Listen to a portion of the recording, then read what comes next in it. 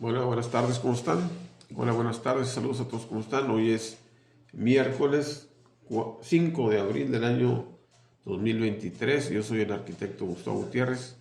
Estoy transmitiendo desde aquí, desde Monclova, Coahuila, México. Con respecto al video de ayer, les estaba comentando de este problema que se vive en la ciudad, aquí en Monclova, referente a una empresa que pues es emblemática en la ciudad, que se llama Altos Hornos de México. Es una empresa, haz de cuenta que la empresa en la ciudad es como si fuera la misma cosa. Podría considerarse que Monclova se convirtió en un momento dado como esos pueblos donde la empresa es prácticamente el propietario también de la ciudad, porque inclusive aquí en un momento dado Altos Hornos daba el servicio también de recolección de basura. Se platica, o me han dicho a mí, que inicialmente cuando se instala Altos Hornos, también la empresa le daba servicio eléctrico al poblado, inclusive la energía eléctrica en las calles y en las casas era proporcionada por la empresa y dejaba de funcionar a una determinada hora. Tengo entendido que también en un momento dado este, compró una estación de generadora de energía eléctrica para, para dar eh, así como cine, para proyectar películas en la plaza principal. O sea, es muy interesante la relación que existe entre Altos Hornos y el desarrollo de Monclova. Es así. Entonces, la empresa tiene problemas económicos. En un momento dado, la empresa pasó a ser controlada por el gobierno. En el gobierno de Luis Echeverría pasa al control del gobierno, se convierte en una empresa paraestatal.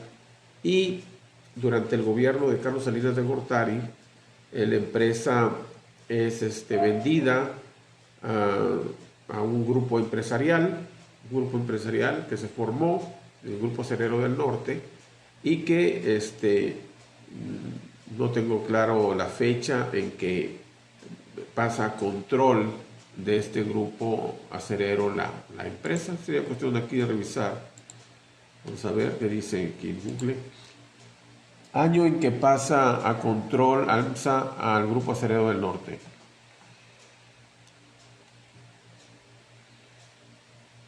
¿Y qué pasa a control? Aquí.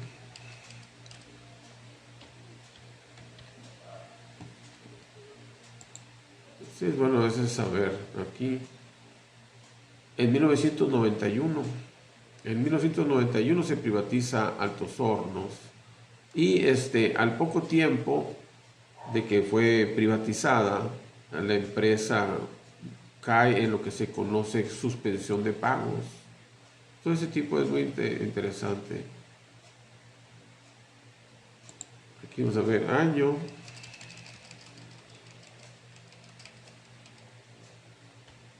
En que AMSA se privatizó en 1991, ¿verdad?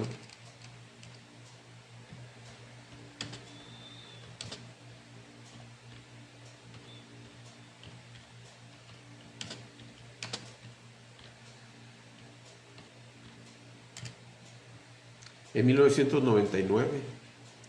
En 1999 AMSA cae en suspensión de pagos y es hasta muy recientemente que sale a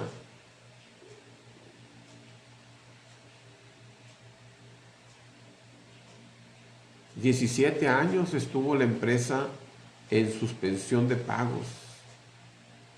De 1999, 17 años, sería en el año 2016, ¿verdad? En el año 2016, deja de, y actualmente está declarada en quiebra. Y no solamente está declarada en quiebra, sino que también pues no está trabajando, no está produciendo absolutamente nada. Los trabajadores nomás acuden a cumplir su horario, pero no realizan ninguna actividad dentro de la empresa. Es muy interesante. Yo quería verles aquí la información que se da en los periódicos. Aquí nos dicen que AMSA se encuentra al borde del cierre, es decir, ya al cierre. Dicen, se amotinan trabajadores frente a oficinas de la empresa, reclaman sueldos. Tengo entendido que no les pagaron el salario de la semana anterior. Y ya estamos a miércoles, mañana se cumpliría una semana más que les tendrán que pagar. La crisis económica, la falta de capitalización externa, puso a Altos Hornos al borde del cierre y obligó a que la empresa recortara los horarios para los trabajadores de los turnos de primera y segunda, mientras que el turno de tercera queda desactivado momentáneamente. Cientos de trabajadores de la Siderúrgica 1, cansados de los incumplimientos de AMSA por el retraso en el pago de nómina, ahorro y graves condiciones de insalubridad, donde no hay ventilación, agua para lavado de manos ni sanitarios, se amotinaron al interior de la factoría con un plantón frente a las desoladas oficinas generales. Después de que José Luis Martínez, gerente de la Siderúrgica 2, confirmara el recorte de horarios, un grupo de obreros llamó a sus compañeros a no asistir a la empresa desde este miércoles, en caso de no ser necesario, porque no hay condiciones laborales por la inexistencia de electricidad, agua, ni condiciones de seguridad e higiene, ya que pueden suceder accidentes y enfermedades, acordaron trabajadores de la Siderúrgica 2, replicando la decisión tomada entre sindicalizados de la Siderúrgica 1. En la rebelión, los manifestantes, principalmente de las áreas de laminación en frío, laminación en caliente, Molino Estequel, entre otros, advirtieron que evalúan cerrar puentes vehiculares, impedir acceso de pipas con gas liposoluble a la acerera y bloquear la carretera 57 a la altura de Castaños para evitar el ingreso de acero proveniente de Monterrey a fábricas de Monclova y Frontera. Por su parte, Alejandro Loya, presidente de la Canacintra, no descartó la posibilidad de que la empresa pueda cerrar al señalar que existe una incertidumbre muy grande del futuro cercano de Altos Hornos de México, ya que no se sabe si va a continuar o reactivar. El dirigente nacional Ismael Neija Escalante indicó que la empresa se ha vuelto puras promesas en la obligación de pagar salarios y prestaciones a los trabajadores, por lo que todo se ha convertido en una serie de rumores de que pagará tal día y a determinada fecha, lo cual ya nadie cree. Apuntó que la situación es ya de extrema alarma. Pero bueno, hay que colocar las cosas en perspectiva. La empresa o el gerente general de la empresa entró en un momento dado en un problema con el gobierno federal, donde había hecho una venta. Hay que recordar cómo estuvo la situación. Altos Hornos, en un momento dado, la empresa Altos Hornos se hizo propietaria de una empresa que el gobierno vendió inicialmente, una empresa de fertilizantes. También por aquellos años en que la empresa Altos Hornos pasó a manos privadas, también el gobierno privatizó empresas que se dedicaban a la fabricación o al procesamiento de fertilizantes. Aquí en la ciudad inclusive tuvimos una empresa que pertenecía a esa rama de la producción de fertilizantes, Fertimex. Cerró esa empresa, se desapareció de la ciudad, no sé si la movieron a otro sitio. La cosa es que aquí ya no se producen fertilizantes. Incluso estaba ubicada esa empresa a un lado de Altos Hornos, eran vecinas una empresa de la otra. Entonces se vendió esa empresa de fertilizantes y Altos Hornos la compró, pero nunca la echó a andar. Es decir, nunca produjo, nomás la compró y la mantuvo ahí por muchos años. Estuvo en paro, incluso creo que estuvo declarada en huelga por los trabajadores de esa empresa de fertilizantes durante muchos años. Entonces, en el gobierno anterior, en el gobierno de Enrique Peña Nieto, el gobierno traía un programa para reactivar esas empresas de fertilizantes para que el país nuevamente se convirtiera en productor de fertilizantes. Aquí pueden entrar muchas especulaciones. Es posible que ya se estuviera, vamos a decir, una política de que ya se supiera que México era dependiente de los fertilizantes provenientes de Rusia. Rusia que actualmente se encuentra en un problema bélico con Ucrania, y entonces México se proveía de fertilizantes de la Unión Soviética, que es uno de los grandes productores de fertilizantes. Entonces, aunque el conflicto bélico es reciente, tendrá apenas un año que estalló, ese conflicto se estuvo incubando durante un largo tiempo. Incluso ya sabemos que ese conflicto se venía arrastrando posiblemente desde el gobierno de Enrique Peña Nieto. Entonces el país, previendo que pudiera haber problema de suministro de fertilizantes, tuvo la idea de reactivar esas plantas productoras de fertilizantes.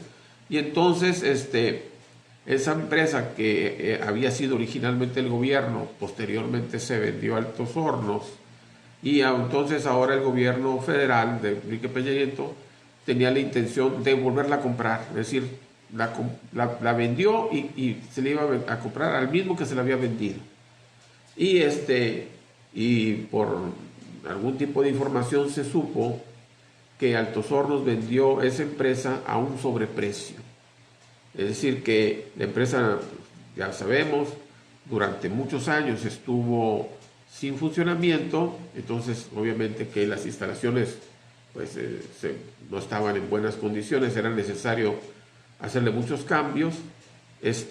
La vendió a un sobreprecio y se decidió que ese sobreprecio alcanzaba el monto de $200 millones. Entonces en el gobierno actual de Andrés Manuel López Obrador se determinó que el empresario Alonso Ancira Elizondo, director de AMSA, tenía que reembolsar al gobierno esa cantidad de $200 millones. Incluso debido a esa denuncia, este señor fue detenido, estuvo en prisión en un tiempo en España.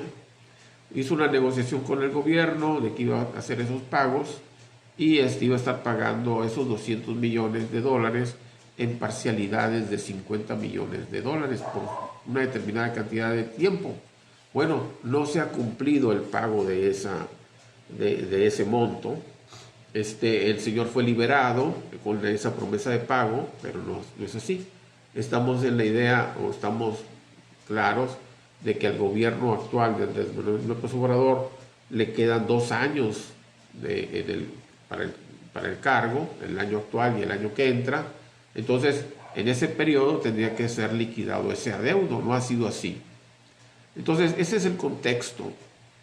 No estamos seguros si estos problemas que ocurren en las siderúrgicas sean medidas que ese empresario, Alonso Ancira, está utilizando para chantajear al gobierno y no hacer esos pagos que está comprometido a hacer legalmente.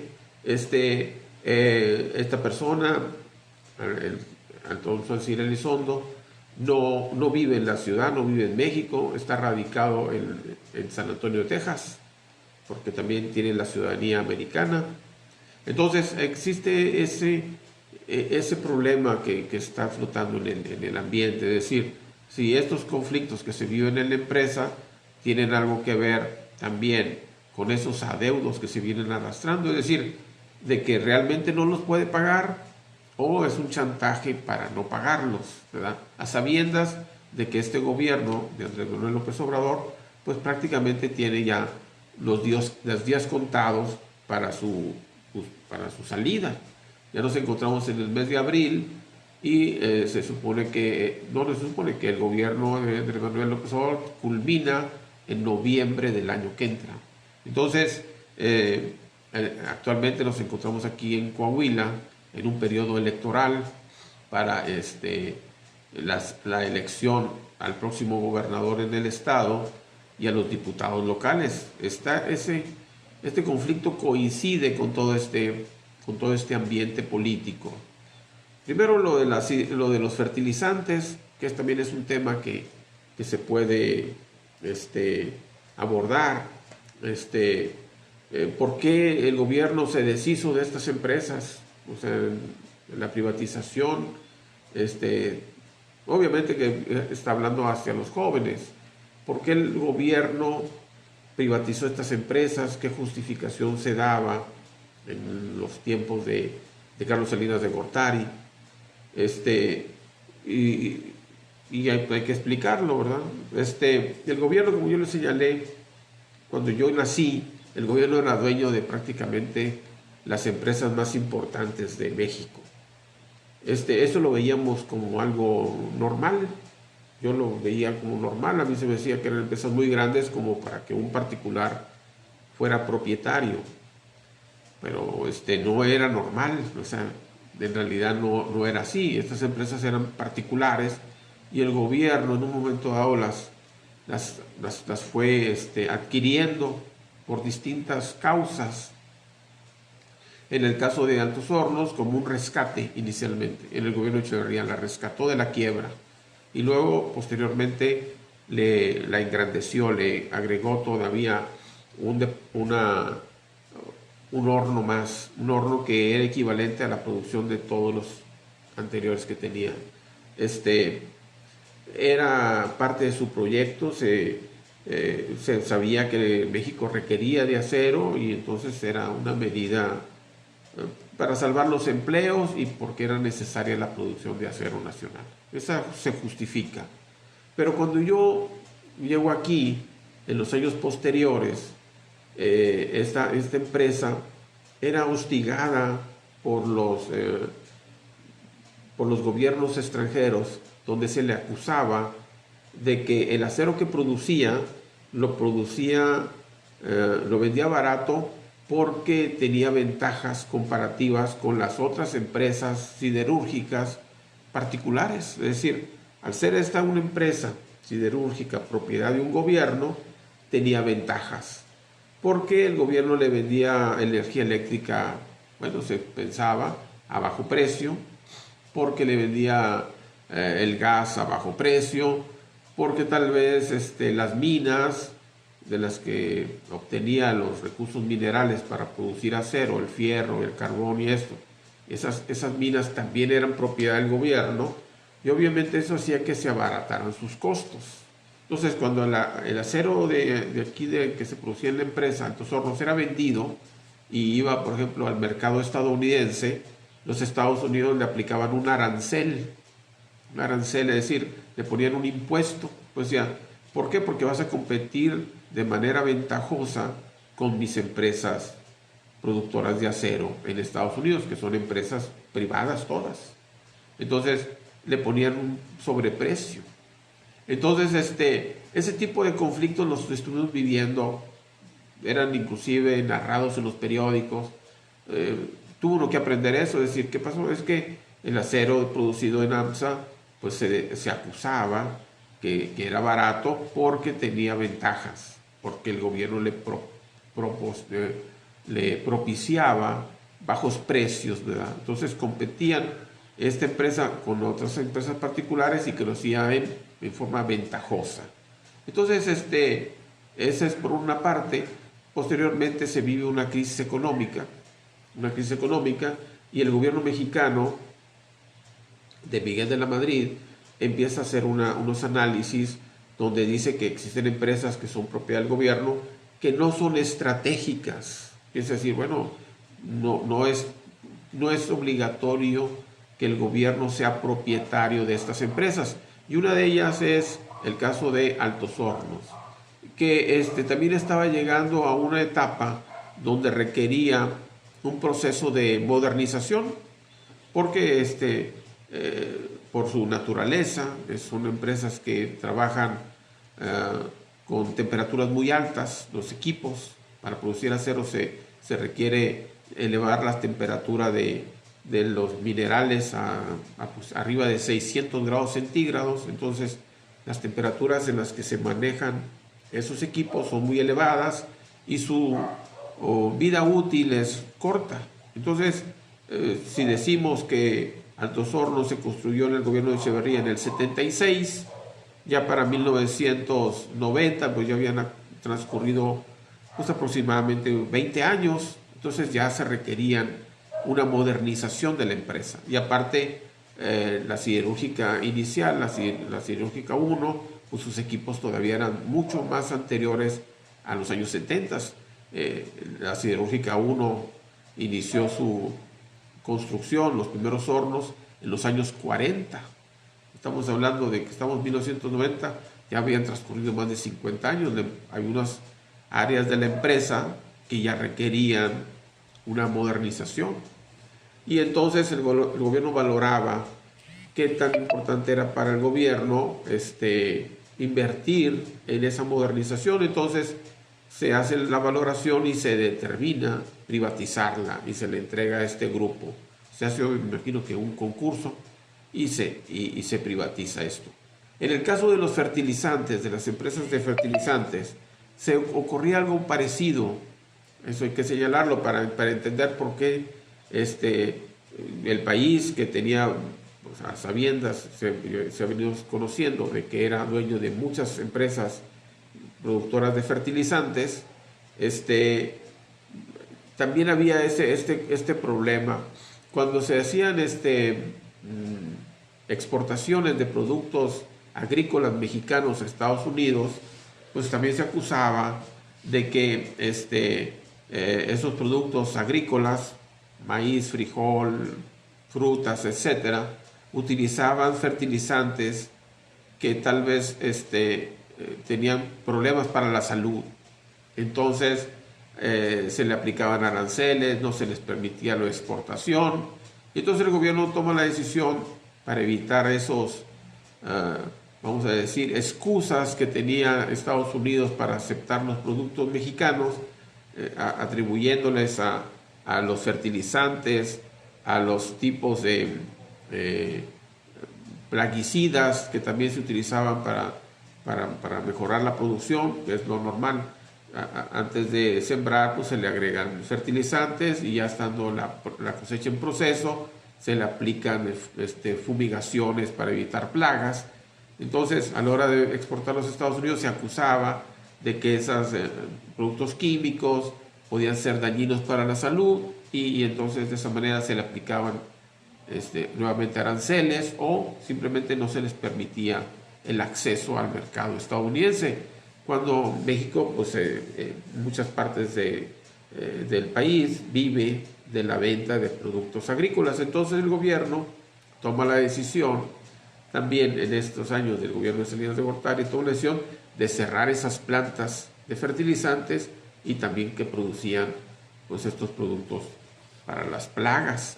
Y entonces de esa manera dice, bueno, para evitar problemas, mejor te compro yo a ti, Estados Unidos, el fertilizante y te compro a ti también los plaguicidas. Y ya nos quitamos de ese problema, porque pues eran los pretextos que se usaban para desplazar a los productos mexicanos. Y así es como llegamos primero a la privatización de Altos Hornos y al cierre de esas plantas de fertilizantes. Así se explica.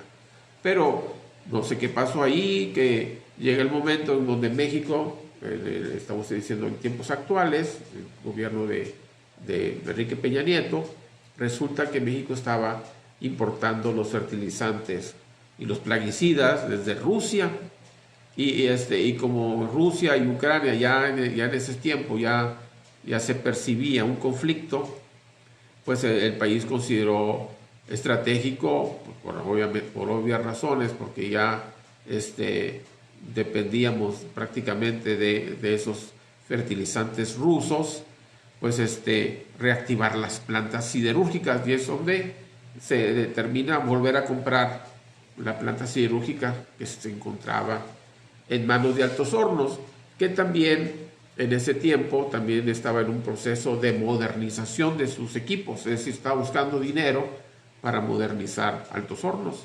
Estamos hablando de que coincide con mi estancia en la empresa en el proyecto Fénix, del que les he mencionado. Entonces, el grupo empresarial utilizó esta venta de la empresa de fertilizantes para utilizar esos recursos en la modernización de la empresa. Por algún modo entra un conflicto político y se dice que la empresa vendió al gobierno a un sobreprecio. Ese sobreprecio obviamente fue entre particulares, es decir, hubo un beneficio del propietario de la empresa que la vende y vamos a decir, el trabajador del gobierno, el dirigente del gobierno, como un particular que se benefició de esa venta. Se descubrió que este señor Emilio Lozoya, que estuvo involucrado en esa venta, pues había obtenido de beneficio unas casas que Altos Hornos le había comprado para soborno, para que aceptara que la empresa de fertilizantes fuera vendida a sobreprecio. Entonces, todo este conflicto tiene que ver aquí.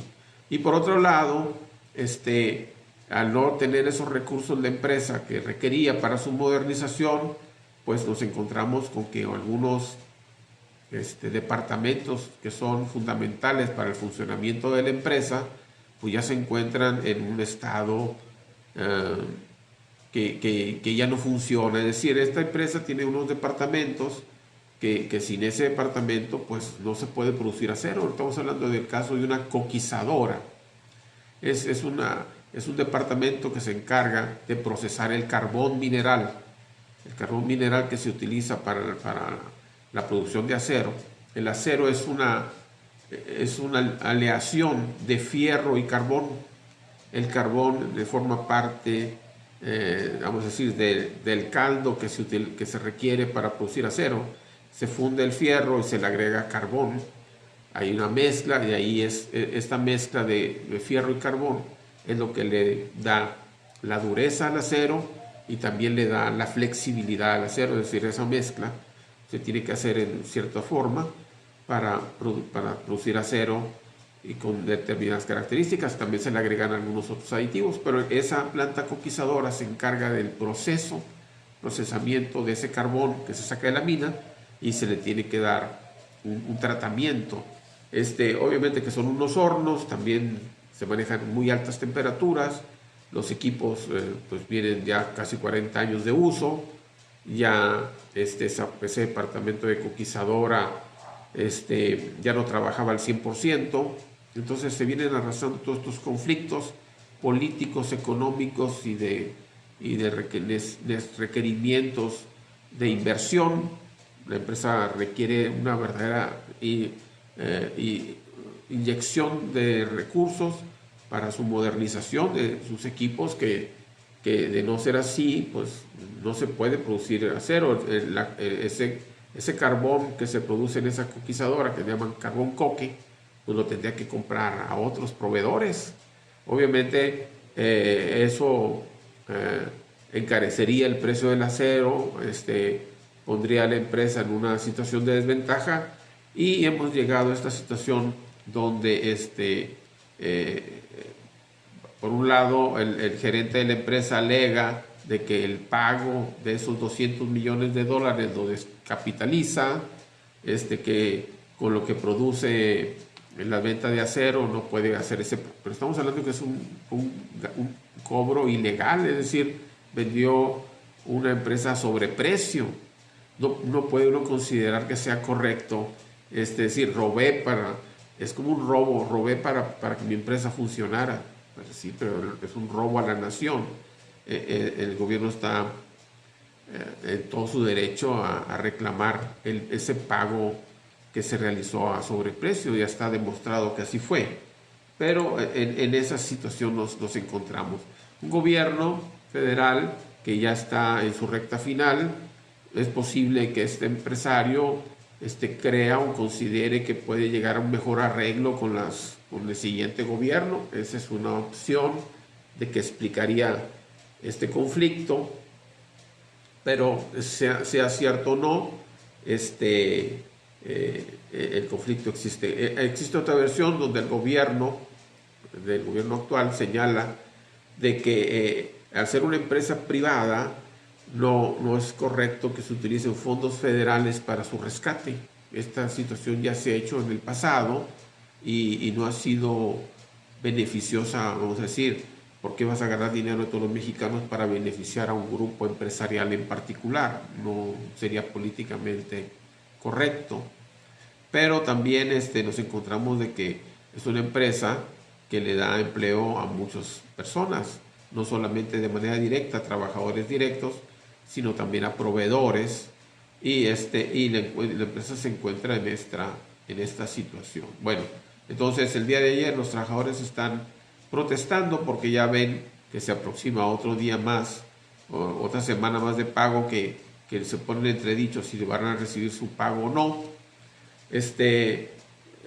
El grupo que controlaba la empresa ha decidido vender su parte.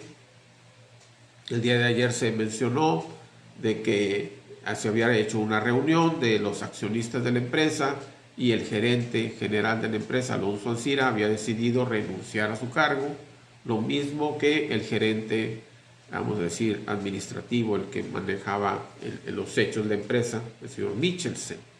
Bueno, porque era una condición de los nuevos accionistas para inyectarle fondos a la empresa, que estas personas se desplazaran, es decir, no querían correr el riesgo de que yo invierto un monto y resulta que pues van a seguir estando bajo la empresa, bajo el control del mismo grupo empresarial, que ha demostrado, creo que durante muchos años, que no estuvo a la altura del manejo de esta empresa tan compleja, ¿verdad? Y que aparentemente por los montos que se hablan de deuda, pues también debe ser una empresa muy redituable, porque para que alguien deba $1,000 millones, pues seguramente es porque la empresa vale mucho más. Eso también nos da una perspectiva, y también nos sirve como para ver cuando señalan los grupos de las cámaras empresariales, cuando mencionan los adeudos que se tienen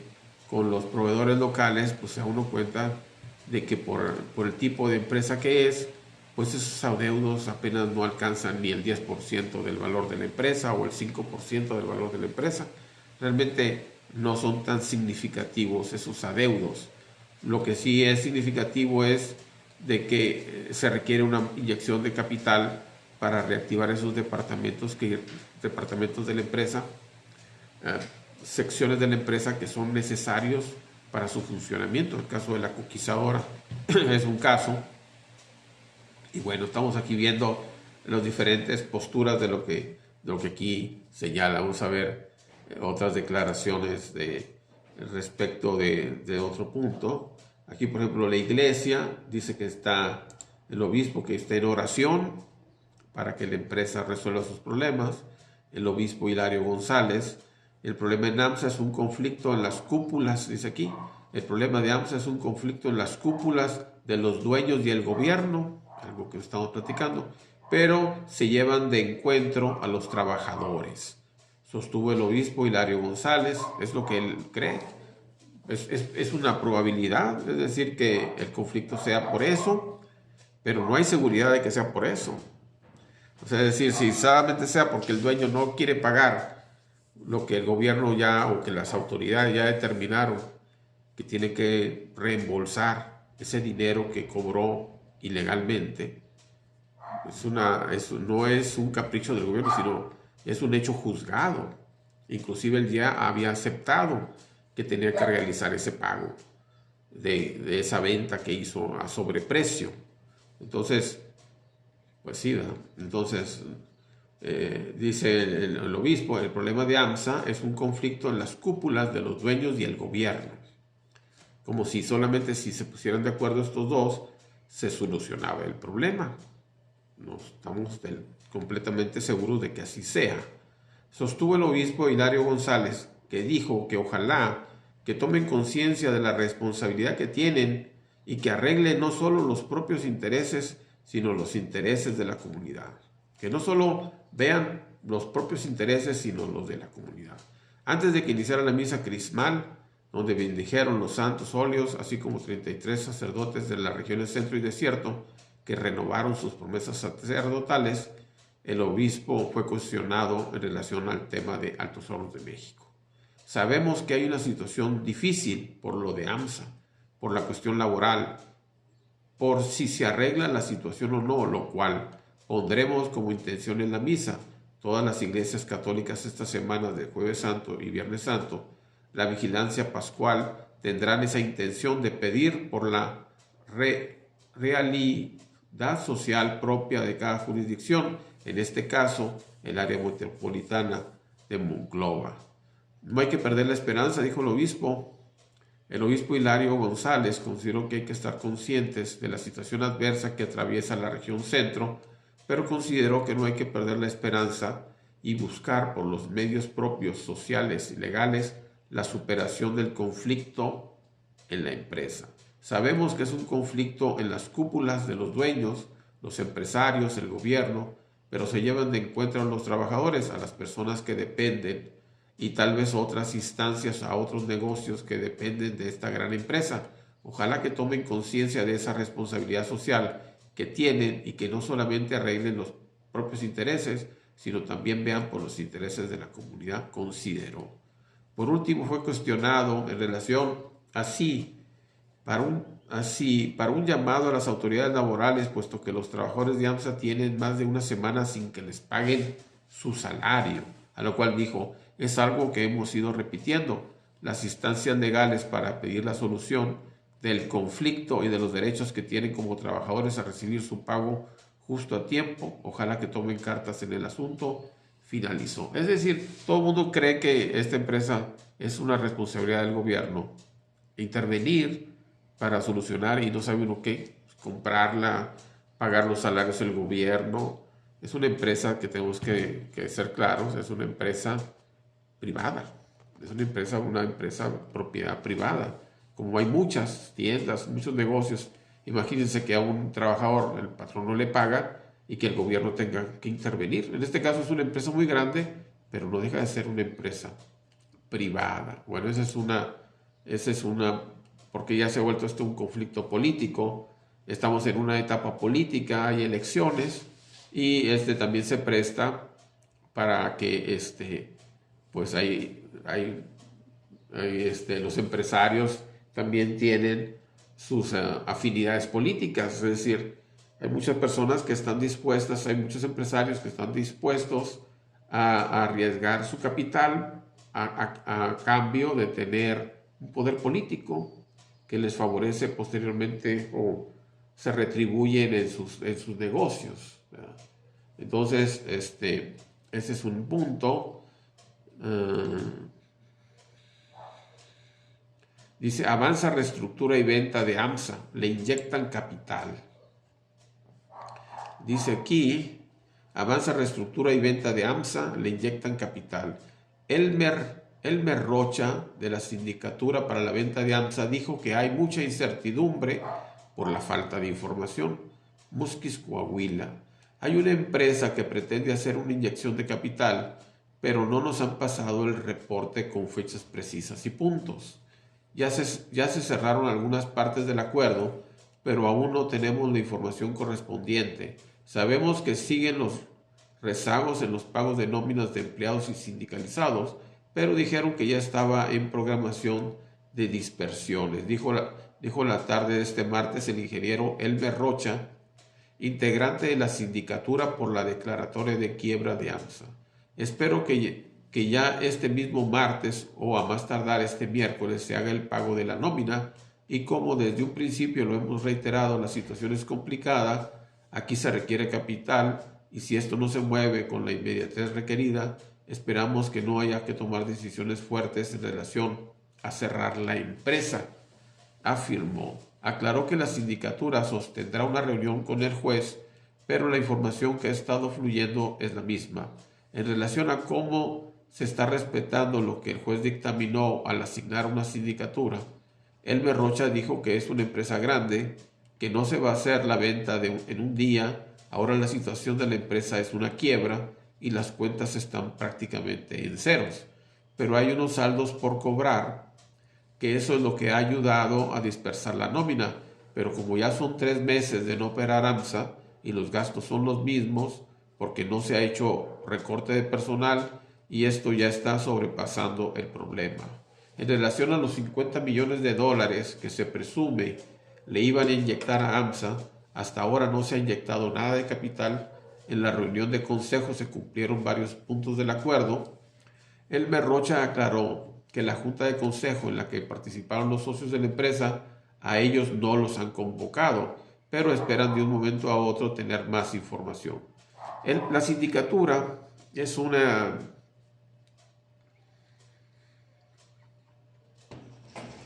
figura, es decir, la declaración de quiebra la hizo un juez, pero el juez está en su oficina. Entonces, este juez, en este caso es una jueza, por ley busca a alguien que se encargue de la administración. En la quiebra, se le quita la administración de la empresa a sus administradores comunes y corrientes, es decir, en este caso Alonso Ancira y Luchis, se les retira de la administración. Y el juez, para proteger los intereses de a las personas que esta empresa les adeuda, pues, todos sus adeudos, este juez para garantizar el pago de esos adeudos, es decir, y el juzgado determinó que la empresa está en quiebra y tiene que garantizar los pagos de los adeudos que se tienen, nombra una sindicatura. Es una figura, una persona que se va a encargar de la administración de ahora en adelante de todo lo que sea referente a la empresa. Hubo, en este caso, señala aquí Elmer Rocha, que forma parte de esa sindicatura, que en la junta del consejo de administración, donde renunció Ancira y Michelsen, ellos no estuvieron presentes. Entonces, la información que reciben pues es de oídas. Entonces señala que dentro de poco ellos van a tener que ser llamados y informados de qué fue lo que se determinó en esa junta. Es lo que está diciendo aquí. Elmer Rocha aclaró que la junta de consejo en la que participaron los socios de la empresa, a ellos no los han convocado, pero esperan de un momento a otro dado tener más información. Elmer Rocha, de la Sindicatura para la Venta de AMSA, dijo que hay mucha incertidumbre por la falta de información tras la junta de consejo, a la que ellos no los convocaron, solo participaron los socios de la acerera. Todo esto forma parte de todo este intrilingüis, ¿verdad? En el que pues nosotros vivimos aquí y estamos pues también interesados en ver cómo se resuelve este conflicto. Es la última empresa más importante que le quedaba a la ciudad después de tantos años. Es decir, primero se fueron los Pemex, que una empresa, Pemex un tiempo trabajó en esta región, con ella llegamos la familia nosotros aquí. Esa empresa Pemex se retiró de funcionar aquí en la región. Posteriormente se retiró Fertilizantes, una empresa, no la que vendió Ancira, sino una que se encontraba aquí en la localidad. Se cerró, sus instalaciones se desmantelaron, quedan algunas edificaciones todavía por ahí muy interesantes. A ver si en un momento dado tengo oportunidad y les muestro unas imágenes de un almacén que hay ahí arquitectónicamente muy, muy destacado. Es una losa delgada, losa de cascarón, que cubre grandes espacios, de las que construía el arquitecto Candela, que así se apellidaba, Candela, que un refugiado español, que Félix Candela, que vino de los españoles que se refugiaron aquí de la Guerra Civil y que en México desarrollaron esa técnica de construcción. Aquí se construyó una nave donde se almacenaban productos de los fertilizantes y ahí todavía existe esa edificación. A ver si se las muestro para todos los amantes de la arquitectura, que esto también forma parte. Estos conflictos también del trabajo forman parte de nuestro trabajo y tenemos que ver cómo se manejan. Es parte de la vida. Bueno, entonces aquí vemos por el lado del sindicato, hemos hablado que hay 2 sindicatos aquí, la 288, pues está tratando de apoyar a sus trabajadores porque tienen distintos recursos. En este caso, como un apoyo, les están reintegrando unos ahorros que tenían aquí. Dice, entrega la 288, el sindicato de la 288, adelanto del fondo de resistencia. En medio de la difícil situación económica de los trabajadores de Altos Hornos de México, derivado de la falta de salario e incentivos, la sección 288 del Sindicato Democrático reembolsó ayer una parte del fondo de resistencia con promedio de 4,000 pesos, quienes con anticipación así lo solicitaron.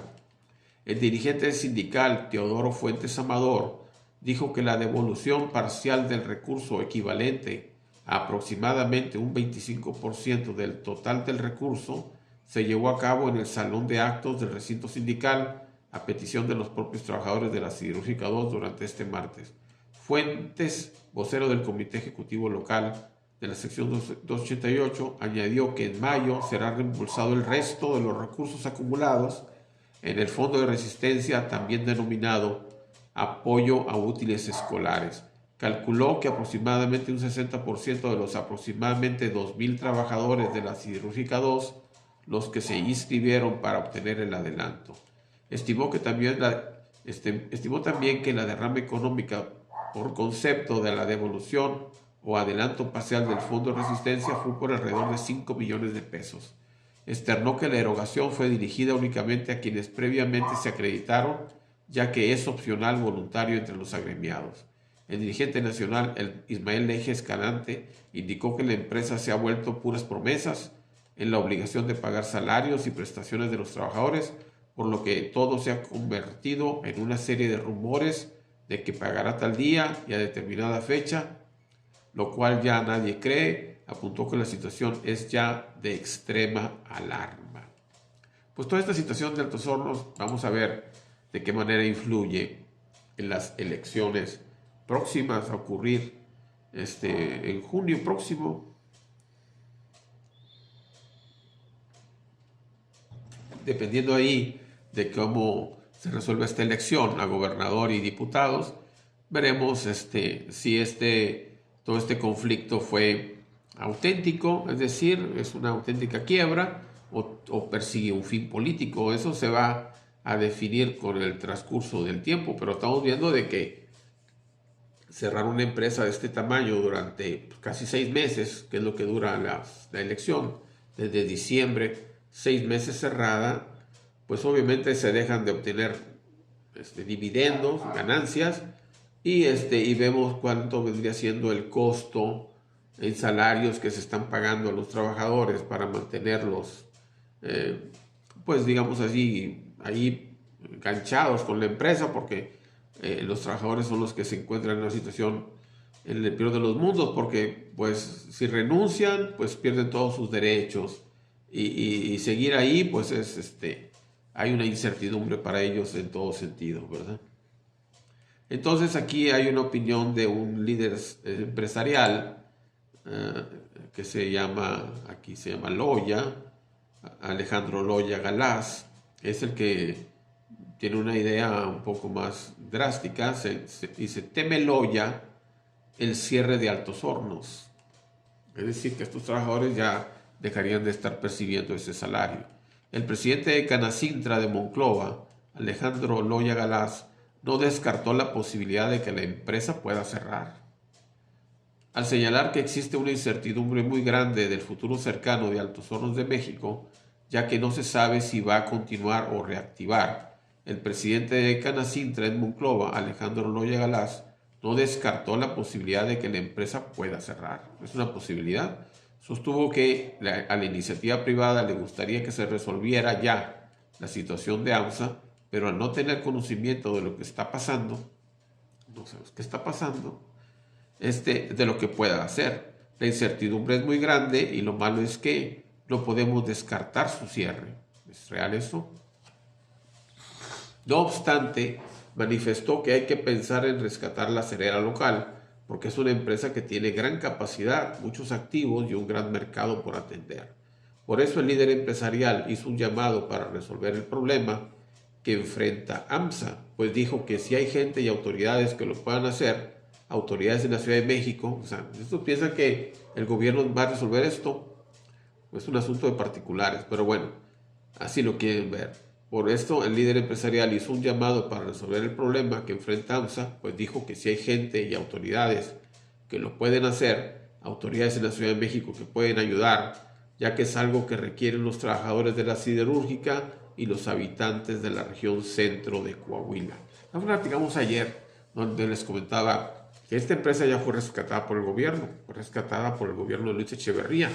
En 1976 se inauguró la planta 2. Al poco tiempo llegamos nosotros en el 78 y les comentaba yo cómo 2 años después de que el gobierno invirtió una gran cantidad de recursos en el rescate de esta empresa, no solamente la rescató de la quiebra, sino que le agregó una sección más, que inclusive se construyeron aquí colonias de trabajadores, la Miravalles 1, 2 y 3, con miles de empresas, miles de viviendas para trabajadores, que también se desplazó a esta región y se ubicó aquí en Monclova, el sitio donde se ubicó las oficinas de Petróleos Mexicanos para la exploración de lo que se conoce como el Golfo de Sabinas, que se pudo haber ubicado en otra ciudad, se pudo haber ubicado en Frontera, se pudo haber ubicado en Piedras Negras o en Sabinas, otras regiones pero se decidió que fuera en Monclova, se favoreció la ciudad para la instalación de esas oficinas y que aquí vivieran esos trabajadores que iban a desarrollar el Golfo de Sabinas. Bueno, a los 2 años de que el gobierno hizo todas esas inversiones, las personas de un partido político, obviamente el PRI, a los 2 años la ciudadanía votó por el PAN y luego en las siguientes elecciones nuevamente. Entonces, digo, desde un punto de vista político, un político va a decir, oye, yo no voy a invertir ahí, esas personas son contrarias a mi partido político. ¿Con qué atractivo tendría el gobierno para lanzarse, vamos a decir? Porque obviamente que el gobierno rescate a una empresa privada, pues ya es polémico. Y tampoco tiene el incentivo de que los ciudadanos de la ciudad se los fueran a agradecer. Tampoco, no hay históricamente, no se ve que se diga, véngase presidente, échenos la mano y si nos ayuda a nosotros se lo vamos a agradecer. No, eso no. Ellos dicen, el gobierno tiene la obligación de rescatarnos. Bueno, ¿por qué tendría el gobierno la obligación de rescatarlos? Esa sería la pregunta, o sea, ¿por qué? Pues, imagínate que todos los negocios que van a cerrar aleguen lo mismo, aunque sean más pequeños. Usted, gobierno, tiene que ayudarme a que no cierre mi negocio. Pues no sé. ¿Qué lo justificaría? En un tiempo yo me imagino que el gobierno de Echeverría pues traía esa política de apoyo a las empresas y no sé qué se le ocurrió, pero políticamente fue un fracaso.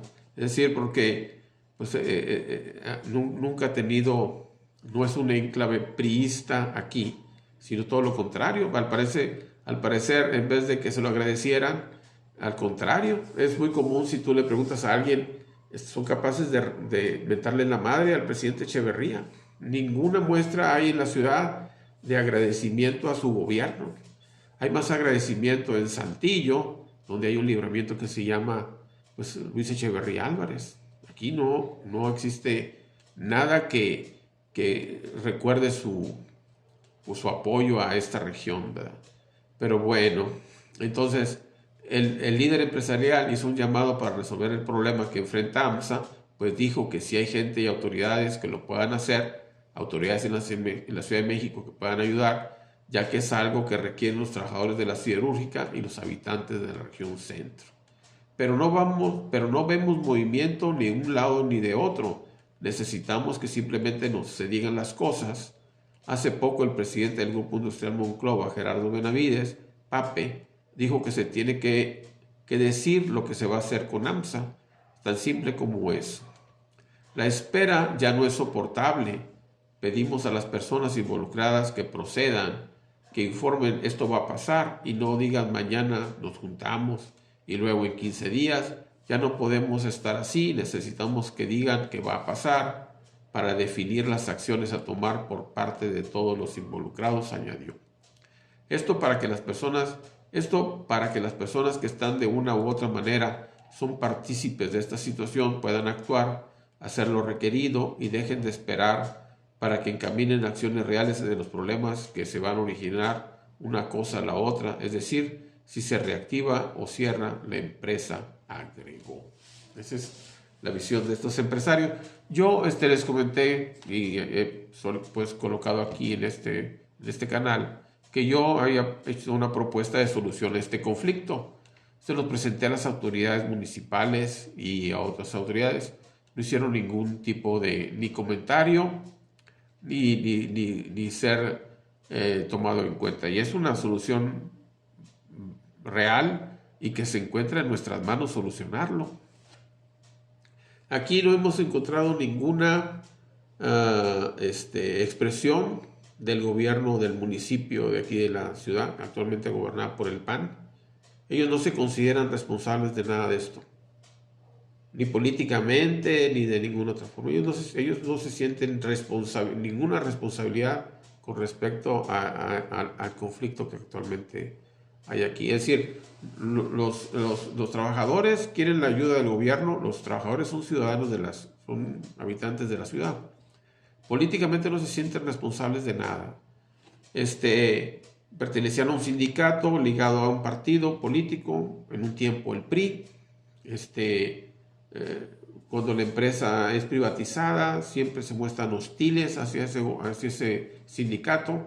En un momento dado, el sindicato de Napoleón Gómez Urrutia lo desplazan y ellos crean su propio sindicato. La empresa tiene su propio sindicato. Este señor Leija Escalante, que ahora que la empresa tiene este conflicto, no sabe qué acciones tomar, está pensando, dice él, inclusive cerrar la carretera, porque aquí también en la región se encuentran ubicadas otras empresas que se dedican al negocio, a las actividades metalmecánicas. Obviamente que se instalaron aquí porque pues aquí estaba el proveedor, Altos Hornos producía placa y lámina, que eran sus insumos importantes, pues aquí se instalaron empresas que fabrican vagones de ferrocarril y otras también para la cuestión automotriz. Entonces ellos necesitan de ese suministro de acero. Como la empresa no está produciendo, pues están trayendo el acero de Monterrey. Entonces, para poder trabajar, entonces ellos están pensando que van a bloquear que ese suministro de acero, y de esta manera no solamente ser ellos los que tienen un problema, sino crearles un problema a las empresas que aquí están y que no tienen vela en este entierro. Pero si ellos, como una manera de presión, consideran tomar esa determinación. Bueno, yo nomás quería mostrar aquí, pues darle seguimiento pues a lo que está ocurriendo con relación a esta empresa, que seguramente va a tener repercusiones políticas, sociales, económicas, y veremos cómo seremos testigos de cómo va a concluir este conflicto, ¿verdad? Aquí da otra nota del periódico donde dice: protestan obreras de la Siderúrgica 1, amagan con impedir acceso de pipas de gas, evalúan además cerrar puentes y bloquear la carretera 57. Esto de bloquear las pipas de gas, ellos señalan de que pues, la empresa, pues todos estos equipos requieren estar a una determinada temperatura. Como no pueden obtener gas de petróleos porque tienen un adeudo al suministro de gas natural que es proveído por Pemex, pues tienen que introducir gas en pipas para mantener sus equipos a una determinada temperatura. Entonces ellos dicen que eso cuesta dinero, que por qué van a estar gastando en ese gas cuando ellos consideran que es prioridad su salario, dice aquí. En aireada protesta por incumplimiento de Altos Hornos en pago de nómina, ahorro y graves condiciones de insalubridad, donde no hay ventilación, agua para lavado de manos ni sanitarios, cientos de trabajadores se amotinaron al interior de la fábrica con un plantón frente a las desoladas oficinas generales. En la rebelión, los manifestantes, principalmente de las áreas del laminador en frío, laminador en caliente, Molino Estequel, entre otros, advirtieron que evalúan cerrar puentes vehiculares, impedir acceso de pipas con el gas liposoluble a la acerera y bloquear la carretera 57 a la altura de Castaños para evitar ingreso de acero proveniente de Monterrey a fábricas de Monclova y Frontera.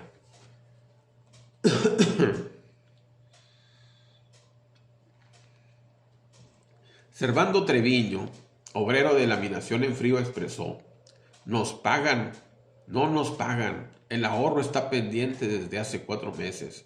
No tenemos dinero ni para transportarnos a la siderúrgica. Los focos infecciosos abundan en baños, sanitarios y comedores. No hay agua ni para lavarnos las manos, ni suministros para el aseo. De plano no hay condiciones para estar aquí.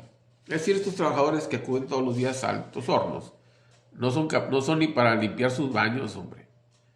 Pues agarran una cubeta de agua y, o sea, ni para sus baños. No hacen una idea de la clase de trabajadores que son. Ellos consideran que si la empresa les tiene que contratar a alguien para que les limpie sus excusados, ni siquiera para eso son, ni para limpiar los comedores. Tienes todo el día, no hacen nada en todo el día y no son capaces ni siquiera, aquí lo dice, abundan baños sanitarios y comedores, no hay agua ni para lavarnos las manos. Ustedes dicen que no hay agua, en alguna parte agua, ni para limpiar sus propios sanitarios. Señaló el trabajador que en la manifestación estuvieron Fidencio de León, secretario general de la 147, Mario Pérez Rebolloso, secretario de Trabajo del Comité Ejecutivo Nacional, entre otros directivos, ejerciendo también el reclamo. Yo creo que hoy estos trabajadores que están acudiendo y que les están pagando, tarde o como sea, pero les están pagando, lo mínimo que tendrían es tener limpia el área donde se encuentran.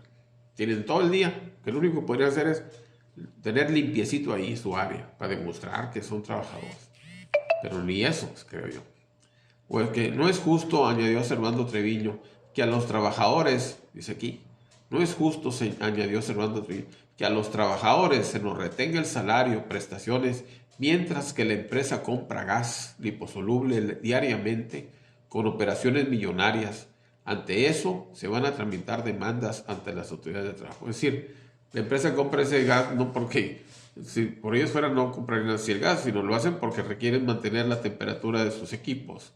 Por otro lado, Jesús Marínez, trabajador de laminación en frío, dijo que se logró que los trabajadores asignados al turno A, es decir, de primera, ingresaran a laborar de las 7 a las 12, 5 horas. Mientras que la jornada B, conocida como segunda, entrarían de las 3 horas a las 19 horas, de las 3 a las 7, 4 horas. O sea, trabajan medio tiempo. Momentáneamente desaparece el turno de tercera. Marínez añadió que la economía, y en todo ese tiempo no pueden mantener limpio su área. Marínez añadió que la economía deteriorada afecta no únicamente a los trabajadores, sino que repercute considerablemente en el resto de la comunidad regional, por lo que reclamó una pronta solución.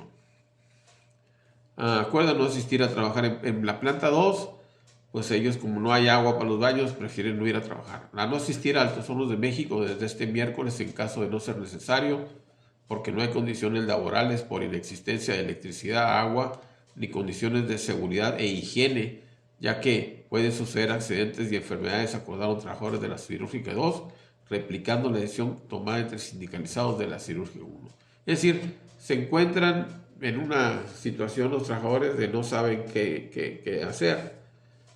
Dice aquí, a 3 semanas de que Altos Hornos de México sería receptor de recursos financieros por $50 millones provenientes de los supuestos inversionistas con quienes negocia el traspaso de la totalidad de las acciones, al momento ni $1 ha ingresado a la caja de la Siderúrgica, igual continúa sin conocerse la identidad del empresario interesado en comprarla. Una de las preguntas que mucha gente se hace en la ciudad es, ¿de dónde están saliendo los recursos para pagar la nómina? Porque la empresa no está produciendo, ¿de dónde están sacando dinero para pagar la nómina a estas personas? O inclusive para comprar ese gas. Eso es lo que genera incertidumbre, es parte de la incertidumbre que se vive en lo relativo a este caso de Altos Hornos. Es decir, pues es la situación de la ciudad, habrá que estar atento, no sabemos que los trasfondos que existan detrás de esta empresa.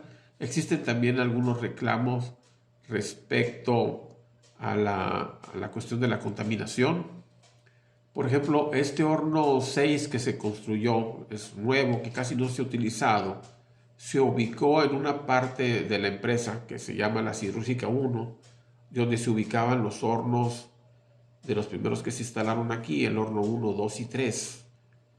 Yo no estoy seguro si el horno 3 también ya se demolió o si está en operación, pero el horno 1 y el 2, eso es seguro. El 3 tengo duda. Entonces, ahí en esa área donde ocupaban el horno 1 y 2, ahí se construyó el horno 6, que aparte tiene otras instalaciones que le sirven, que son inclusive más grandes que el mismo horno, que se conocen como la casa de tolvas. También se construyó una planta de gases. Se requiere también, para la producción de acero, también se requieren de gases, en este caso oxígeno, argón y otros gases que se utilizan también en la elaboración del acero. Pero este horno 6 se encuentra muy cercano a las áreas habitacionales. Entonces yo no sé si su contaminación, como es un horno más grande que todos estos hornos, el 1 y el 2 y el 3 y el 4, este horno 6 es equiparable al horno 5, que se encuentra en otra área de la empresa, más alejado, no tan cercano a áreas habitacionales. Es mucho más grande, que produce ese horno 5 producía lo que los otros 4. El horno 6 es una réplica del 5. Pues no sé qué tan fuerte pudiera ser la contaminación para esa parte de ahí. Obviamente que es un riesgo también para las áreas habitacionales. Entonces, no se entiende realmente si aquí también, aparte de este conflicto económico respecto a ese dinero que adeuda la gerencia con el gobierno de los 200 millones de dólares, también pudiera estar involucrada esta cuestión política. Obviamente que este empresario pues debe estar ligado a un grupo político. Seguramente no está ligado al grupo político del presidente, eso está clarísimo que no, al presidente actual de Morena, seguramente que no. Entonces no sabemos si hay un conflicto político, si hay un conflicto económico o si también hay un conflicto, yo también veo, desde orden del tipo de ecológico. También nos encontramos donde el río Monclova, que también fue una de las razones por las que se instaló la empresa en la región, porque la empresa requiere de una gran cantidad de agua para su funcionamiento. El río está completamente seco.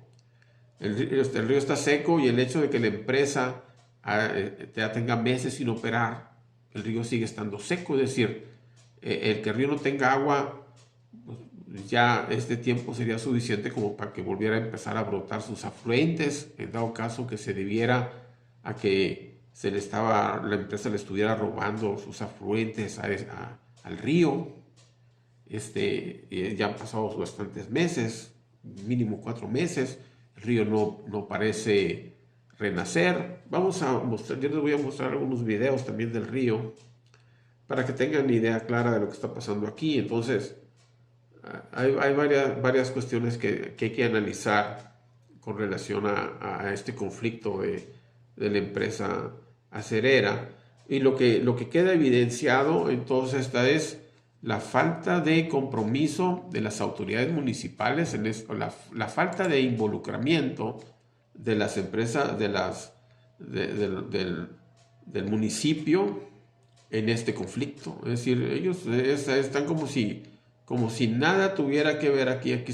Hay noticias del presidente municipal hablando de la seguridad y qué puntos de acceso y no sé qué, pero de la empresa de Altos Hornos y de las cuestiones económicas de la región, como si no tuvieran nada que ver ahí, y tienen muchísimo que ver. Como les digo, yo les llevé al municipio mi propuesta de solución, que es una propuesta viable y no tan cara, que para los habitantes de la ciudad podríamos apropiarnos de la empresa. Así es parte del proyecto, es decir, entre todos comprarla, juntando dinero poquito entre todos, 20,000, 30,000 pesos que pusiéramos cada uno de nosotros, que lo puedes sacar de tu Afore. Podríamos rescatar la empresa, pero nada. Pues ni si yo cuando mostré mi proyecto, ni siquiera, a ver, platícanos o algo, nada, ellos no, se mantienen ajenos o quieren mantenerse ajenos y nadar de muertito, pero es la situación que se vive en la ciudad. Bueno, saludos a todos y espero que este video les sea útil en la toma de sus decisiones. Estamos en contacto para otros videos. Bueno, bye. Adiós.